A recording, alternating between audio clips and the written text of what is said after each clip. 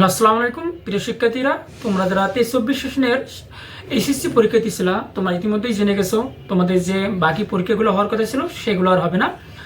অর্থাৎ এই পর্যন্তই তোমাদের এইচএসসি একাডেমি লাইভ সমাপ্ত। তো আজকে থেকে তোমাদের যা প্ল্যান করা উচিত তা হচ্ছে তোমাদের এডমিশন লাইভ নিয়ে প্ল্যান করা উচিত। এই এডমিশন যে যুদ্ধ আছে, এডমিশন যুদ্ধে তুমি কিভাবে প্ল্যান করে আগাতে পারবা। তুমি যত বেশি প্ল্যান করবা তত বেশি তুমি কি সাকসেসের দিকে যাবা। এবং সবথেকে একটা বড় পয়েন্ট হচ্ছে তোমরা যারা আজকে থেকে শুরু করবা এডমিশন জার্নির প্ল্যান, তো তোমরা অবশ্যই এগিয়ে থাকবা। কারণ এডমিশন লাইফে তুমি যত বেশি সময় লস করবা তোমার জন্য তত কি ক্ষতি। কারণ যে যত বেশি পরিশ্রম করবে এডমিশন লাইফে সে তার ফলাফল ততই বেশি ভালো পাবে। এটা কিন্তু বাস্তব। তোমরা যারা বেশি পরিশ্রম করবা দেখবা যে তোমাদের রেজাল্ট কখনো তোমাদেরকে হতাশ করবে না। এডমিশন লাইফে তোমরা ভালো কিছু করবা। এবং আমি আরেকটা কথা বলতে চাই যে তোমরা কোন কোন সাবজেক্টগুলোকে বেশি প্রাধান্য দেবা যারা বিজ্ঞান বিভাগে আছো। আমি এক্ষেত্রে বলতে চাই তোমরা যারা বিজ্ঞান বিভাগ থেকে পরীক্ষা দেবা অবশ্যই তোমরা ফিজিক্স, কেমিস্ট্রি, ম্যাথ, বায়োলজি চারটা সাবজেক্টই ভালো করার চেষ্টা করবা। অলরাউন্ডার হতে হবে। তুমি যদি দুইটা সাবজেক্ট ভালো করো আর দুইটা সাবজেক্ট খারাপ করো তাহলে তোমার দ্বারা পসিবল না, চান্স এটা শিওর। তুমি যদি তিনটা সাবজেক্ট ভালো করো একটা সাবজেক্ট পিছিয়ে থাকো, এখন ওই সাপোজ মনে করলাম তুমি এসে ফিজিক্স, কেমিস্ট্রি, বায়োলজি ভালো করলা এবং ম্যাথ তুমি কি দাগাবা না, ম্যাথের বদলে তুমি ইংরেজি বা বাংলা দাগাবা, তাহলে এখানে তুমি একটা ধরা খাবা কি এই ম্যাথ রিলেটেড সাবজেক্ট যেগুলো আছে তুমি এগুলো কিন্তু পাবা না। তাহলে তুমি কি এক ধাপ পিছিয়ে গেলা।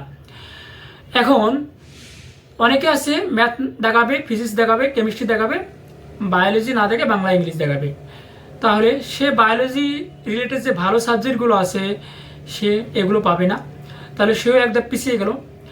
এখন এডমিশনে কি করে, আমি ঢাকা ইউনিভার্সিটির কথাই বলি, দেখবা যে ফিজিক্স, কেমিস্ট্রি, ম্যাথ ইজি করলে বা একটু ইজি বলা, যে আমি যেটাকে বলি যেটা সবাই যে ধরনের কোশ্চেনগুলো সবাই দেখাতে সাহস পারে, কিন্তু ম্যাথটা ডিফিকাল্ট করলো, তাহলে এখানে কি হবে তোমাদের, আমি এখন সেটা বলবো।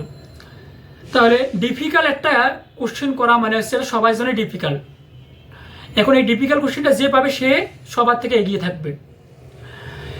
এখন যে ফিজিক্স, কেমিস্ট্রি, ম্যাথ, বায়োলজি চারটায় ভালো প্রিপারেশন নেবে দেখা যাবে যে সে এডমিশনে ভালো করবে আশা করি। এখন সে যদি চারটা সাবজেক্টে অ্যাভারেজ ভালো করে, ধরলাম 60 মার্কের এমসিকিউ থাকে 4×5=60, সে চারটায় 10 করে পেল, তাহলে 40 পেল। এখন সে যদি রিটার্ন 40-এর মধ্যে 20 পায় তাহলে সে 60 পেল। ঢাকা ইউনিভার্সিটিতে যারা 100-এর মধ্যে 60 পায় তারা ঢাকা ইউনিভার্সিটি একটা সিট দখল করে নেয়, এটা মনে রাখবা। 60-এর মানে মার্ক যদি সে 60-এর মধ্যে পায় তাহলে সে ঢাকা ইউনিভার্সিটির একটা সিট দখল করে নেয় বলা চলে।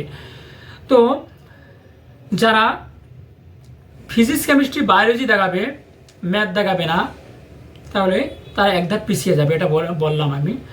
এবং সে যদি ম্যাথ দেখায় এবং তার যদি ম্যাথ প্রিপারেশন অনেক বাজে থাকে তাহলে অবশ্যই তার উচিত ম্যাথ না দেখা। কারণ তখন সে যদি ইংরেজি বাংলা ভালো করে তাহলে তার উচিত ইংরেজি বাংলা ভালো করা। বা আমি আরেকটা কথা বলতে চাই যে সাবজেক্টের আগে কিন্তু চান্স পাওয়াটা বড় জরুরি। তুমি যদি এখন সাবজেক্ট নিয়ে পড়ে যদি চান্স পাবো তাহলে তোমার জন্য কিন্তু লস। এখন তুমি ম্যাথ যদি পারোই না তাহলে ম্যাথের বদলে তোমাকে বিকল্প চিন্তা করতে হবে। এখন তুমি যদি ম্যাথ মোটামুটি পারো তাহলে তুমি ম্যাথ মিস করবে না, ম্যাথের জন্য ভালোভাবে প্রিপারেশন নাও, তাহলে তুমি ভালো কিছু করবে আশা করি। এবং তুমি যদি বায়োলজি না দেখায় ইংরেজি বাংলা দেখাও, এখন তোমার বায়োলজি তোমার জন্য খুবই বিরক্তিকর সাবজেক্ট, তুমি বায়োলজি পড়তেই চাও না, তাহলে তুমি বায়োলজিকে ছেড়ে দাও, কেমিস্ট্রি বায়োলজির বদলে বাংলা ইংরেজি যেটা ভালো পারো সেটা নিয়ে প্রিপারেশন শুরু করে দাও।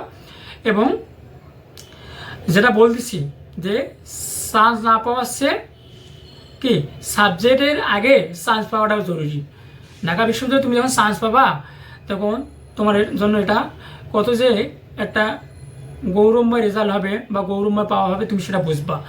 তো এজন্য হচ্ছে তুমি বা তোমরা যারা আছো তারা তোমাদের সাবজেক্টগুলো প্রাধান্য দেবা, যে তোমরা কোন সাবজেক্টগুলো ভালো করতে ইচ্ছুক। তো আমি পরিশেষে বলতে চাই, তোমরা এখন থেকেই অ্যাডমিশন লাইফে যুদ্ধ শুরু করে দাও এবং এখন থেকেই তোমাদের প্ল্যান অনুযায়ী আগাও। এবং আমি আমার ঢাকা ইউনিভার্সিটি হিস্ট্রি বলতে চাই যে আমি 22-21 সেশনে ছিলাম।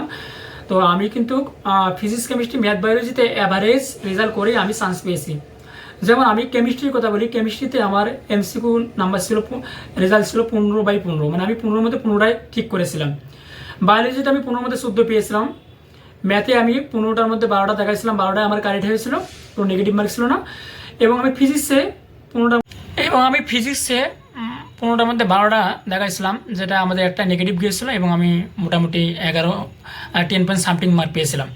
তো এই যে আমি অ্যাভারেজ মার্ক নিয়ে ঢাকা বিশ্ববিদ্যালয়ে চান্স পেয়েছি, তো এটা আমার জন্য একটা কি সুযোগ ছিল যে আমি 4টা সাবজেক্টে ভালো করেছি। তো 4টা সাবজেক্টের মধ্যে যদি আমি একটা সাবজেক্ট খারাপ করতাম, তাহলে দেখা যেত যে আমার সিরিয়াল অনেক দূর চলে যেত। আমি 1361 পজিশনে চান্স পেয়েছি, মানে আমার পজিশন ছিল 1361। এখন যদি আমি একটা সাবজেক্টের মধ্যে খারাপ করতাম, তাহলে আমার সিরিয়াল অনেক দূরে যেত। একটা এমসিকিউর জন্য সিরিয়াল 200-300 সিরিয়াল পিছিয়ে যায়। তাহলে হিসাব করতে পারো। এজন্য আমি তোমাদেরকে সাজেস্ট করব, তোমরা যারা 4টা সাবজেক্টেই ভালো পারো মোটামুটি, তাহলে তোমার 4টা সাবজেক্টেই ভালোভাবে প্রিপারেশন নাও। কোনো সাবজেক্টকে তোমরা কোনো সাবজেক্টে প্রিপারেশনে কমতি করো না, সবগুলোকে সমানভাবে প্রাধান্য দাও। আশা করি সকলেই ভালো কিছু করবা। আর যাদের প্রবলেম থাকবে, প্রবলেমগুলো আমার সাথে শেয়ার করতে পারো অবশ্যই। সবাইকে ধন্যবাদ। আসসালামু আলাইকুম।